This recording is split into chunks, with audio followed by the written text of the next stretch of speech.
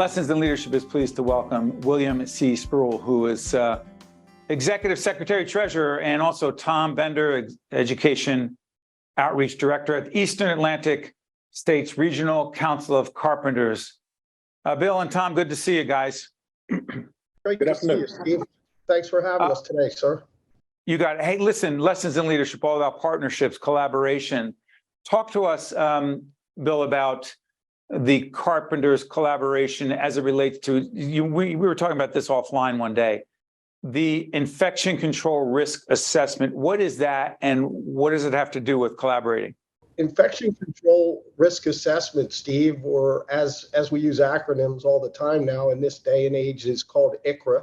ICRA, I-C-R-A. Yes, sir. And I actually asked Tommy Bender to join us because Tom is our resident ICRA specialist for the council and also heads up our programs within our regional council.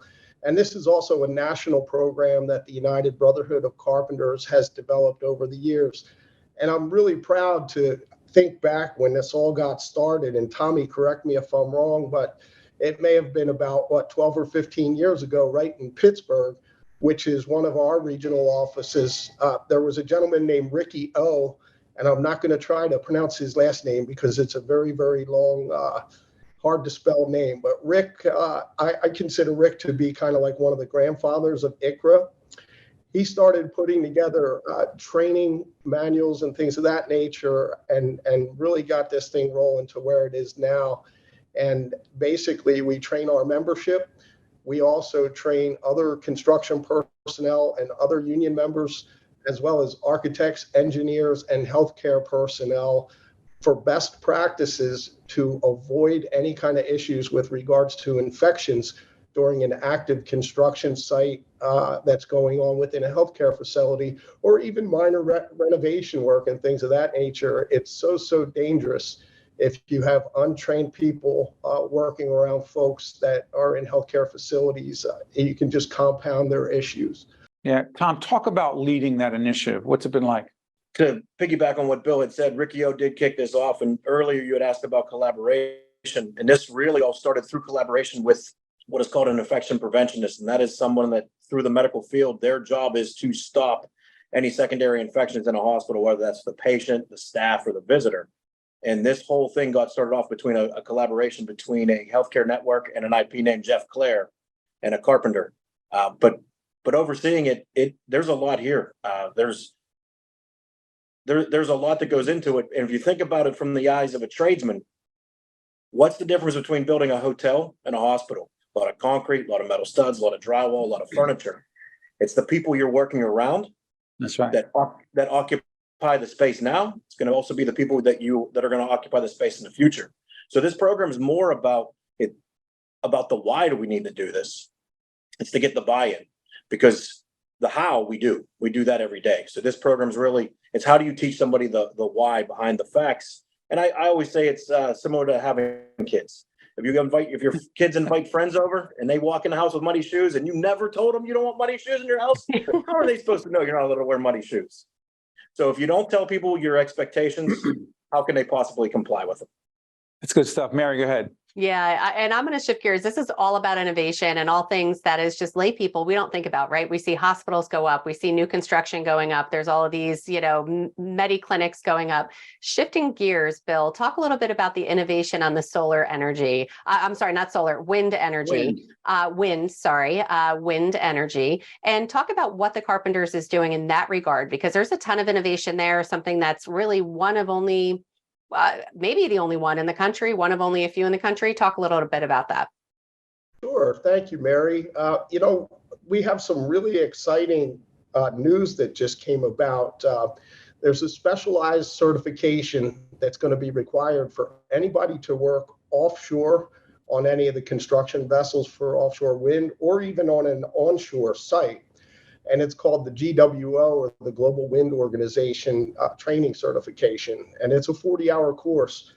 So with purchasing a dive school and then having our heavy construction outdoor training center in Hamilton, We've been able to go to the GWO organizations. Well, hold on. What's GWO, Bill? I love all the acronyms. I think to be involved in the Carpenters, there has to be acronyms. What's GWO, Bill? GWO is a European safety standard for global offshore wind.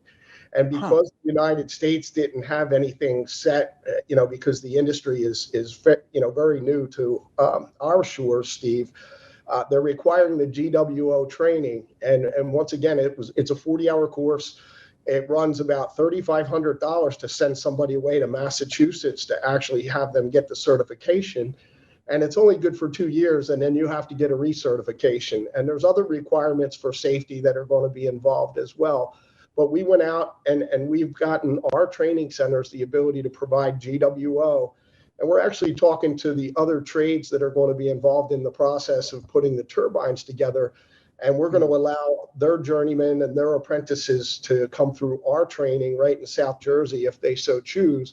One, they're going to save some money, and two, they'll probably be closer to home and may not have to put people up with lodging and per diems and things of that nature. Tom, as you're listening to Bill, when you signed on board, right, as part of the Carpenters brotherhood, sisterhood, the family, did you ever imagine that the union, that the profession would change and innovate and evolve so dramatically, Tom? I'll be honest with you, I didn't know the union existed outside of Western Pennsylvania. To see where we've come in the 17 years I've been a part of it, I look forward to where we're going to be in 17 years from now. It just keeps evolving. Bill, is that because a big theme on Lessons in Leadership is pivoting, evolving, adapting, and taking the initiative?